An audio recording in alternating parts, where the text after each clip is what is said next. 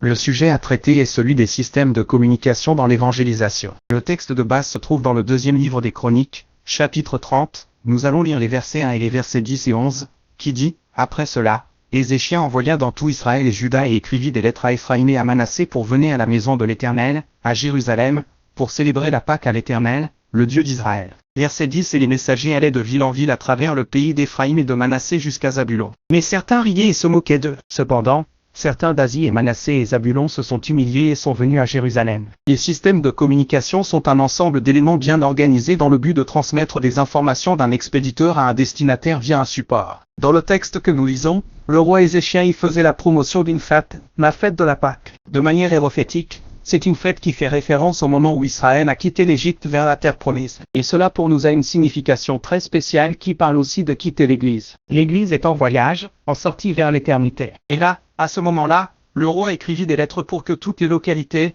les gens des provinces proches ou lointaines, reçoivent ce message. Quel était le message du roi? Venez à Jérusalem pour faire partie de cette fête. Aujourd'hui, frères, nous aussi, en tant que corps, en tant qu'Église, avons été appelés à diffuser ce message. Et il y a tout un système que vous utilisez aujourd'hui pour transmettre ce message. L'Église, donc, comme ses messagers, a cette mission de transmettre. Quel est le message? C'est le message du salut, c'est la révélation. Venez au lieu de culte, le lieu où nous nous préparons pour un passage, pour le moment où l'Église sera enlevée et sera pour toujours avec le Seigneur dans l'éternité. Là, les messagers sont sortis. Remarquez, frères, que le message ne venait pas de chaque messager. Le message venait du roi. Et le message que l'Église transmet aujourd'hui n'est pas un message des hommes ou le nôtre, mais c'est un message qui vient de l'éternité. Jésus a le salut pour notre vie. Jésus reviendra. Le message d'aujourd'hui est Maranatha. Le Seigneur Jésus vient. Amen. La paix du Seigneur Jésus.